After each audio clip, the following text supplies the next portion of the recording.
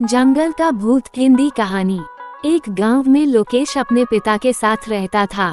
उसकी मां का स्वर्गवास हो चुका था। लोकेश के पिता रामेश्वर उसे पढ़ा लिखा कर बड़ा आदमी बनाना चाहते थे। यही उसकी मां का भी सपना था, जिसे पूरा करने की कोशिश दोनों बाप बेटे जी जान से करते थे। लोकेश का स्कूल बहुत दूर था, बीच में जंगल पड़ता था। वह सुबह जल्दी घर से निकलता था और जंगल के रास्ते स्कूल जाता था। एक दिन वह स्कूल से वापस आ रहा था। सुनसान जंगल में उसे कुछ आवाज सुनाई दी। वह डर गया, लेकिन हिम्मत करके आगे चलता रहा। भूत, लड़के कहाँ जा रहा है? लोकेश डरते डरते, तुम कौन हो? भूत, मैं इस जंगल का भूत हूँ, बहुत दिन से तुझे देख रहा हूँ। तुझे डर नहीं लगता? गांव वाले मेरे डर से इस जंगल में नहीं आते। लोकेश, डर तो लगता है, लेकिन स्कूल जाने का यही एक रास्ता है। दूसरे रास्ते से नदी पार करके जाना पड़ता है और नाव वाले को देने के लिए मेरे पास पैसे नहीं हैं। भूत, खबरदार, जो कल से इस रास्ते से आया मैं तुझे खा जाऊंगा। लोकेश, लेकिन मुझे मारकर तुम्हें क्या मिलेगा? भूत, इस जंगल में मेरे अलावा कोई और नहीं रह सकता। लोकेश, मैं कौन सा यहाँ रहने आया हूँ? मैं बस दिन में 2 बार यहाँ से गुजरता हूँ। भूत, तुझे मुझसे डर नहीं लगता? लोकेश, डर तो लगता है, लेकिन मैंने अपनी मरती हुई माँ से पढ़ लिख कर बड़ा आदमी बनने का वादा किया था। उसके लिए मैं कुछ भी कर सकता हूँ। भूत को उस पर तरस आ जाता हूँ। भूत, चल ठीक है, तू यहाँ से आ जा सकता है, लेकिन ये बात किसी और को मत बताना, ना किसी को अपने साथ यहाँ लाना। लोकेश बहुत खुश होता है। वह जल्दी से उस जंगल से निकलकर घर पहुंच जाता है। लोकेश अपने पिता को सब बताना चाहता था, लेकिन उसके पिता रामेश्वर जी यह बात जानकर उसे जंगल में नहीं जाने देते, इसलिए वह चुप रहता है। अगले दिन से वह डरते डरते जंगल से स्कूल आने जाने लगता है। कभी कभी उसे भूत की आवाज सुनाई देती। भूत उससे सवाल पूछता, जैसे तेरे पिता क्या करते हैं? आज स्कूल में क्या पढ़ाया? लोकेश भूत के सवालों के जवाब देता था। धीरे धीरे उसका भूत से डर निकल जाता है। अब वो हर दिन भूत से बातें किया करता था। एक दिन लोकेश ने भूत से पूछा, लोकेश, तुम भूत कैसे बन गए?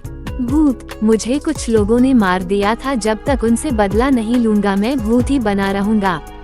लोकेश, लेकिन क्यों मारा था तुम्हें? भूत, मैं फसल बेचकर पैसे लेकर गांव आ रहा था, तभी 4 लोगों ने मेरे पैसे छीन लिए और मुझे मार दिया। ये सुनकर लोकेश को बहुत दुख होता है। लोकेश, तुम उनको माफ कर दो, तुम्हें मुक्ति मिल जाएगी। भूत, लड़के, तुझसे बात कर लेता हूँ तो तू कुछ भी बोल रहा है।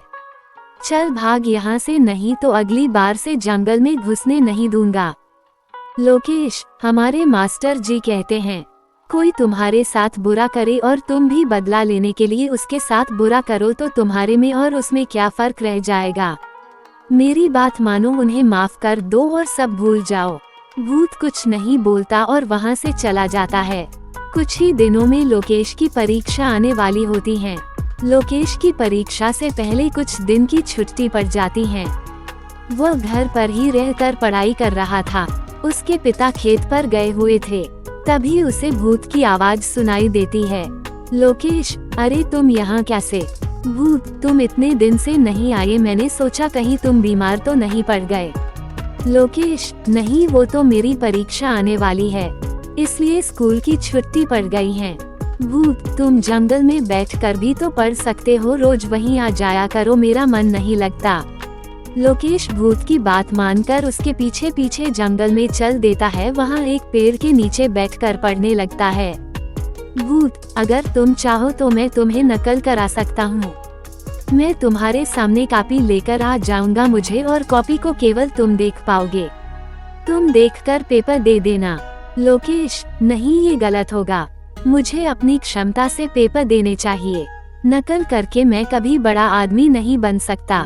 भूत, मुझे माफ कर दो, मैं तुम्हारी मदद करना चाहता था। लोकेश, अगर तुम मदद करना चाहते हो तो सुनो, उन लोगों को माफ कर दो और मुक्त हो जाओ। भूत वहाँ से चला जाता है। कुछ देर में लोकेश भी घर आ जाता है। अगले दिन लोकेश के घर पर कुछ लोग आए थे जो उसके पिता से बात कर रहे थे।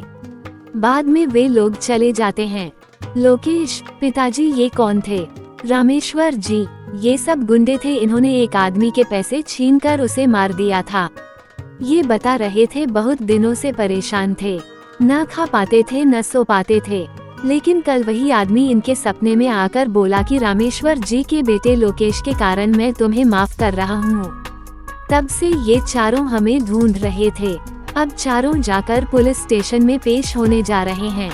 पता नहीं ये हमें कैसे जानते हैं। लोकेश अपने पिता को सारी बात बताता है, जिसे सुनकर उसके पिता पहले तो डर जाते हैं, लेकिन जब वे शांति से सारी बात सोचते हैं तो लोकेश को लेकर जंगल में पहुंच जाते हैं। लोकेश भूत को आवाज देने लगता है, लेकिन वहां कोई नहीं आता। रामेश्वर जी बेटा, वह अब मुक्ति पा चुका है, चलो अब घर चलें। लोकेश रोते हुए घर वापस आ जाता है। ये बात पूरे गांव में फैल जाती है। अब गांव के लोग बिना किसी डर के उस जंगल से आने जाने लगते हैं। शिक्षा, सही रास्ते पर चलकर ही दूसरों को सही शिक्षा दी जा सकती है।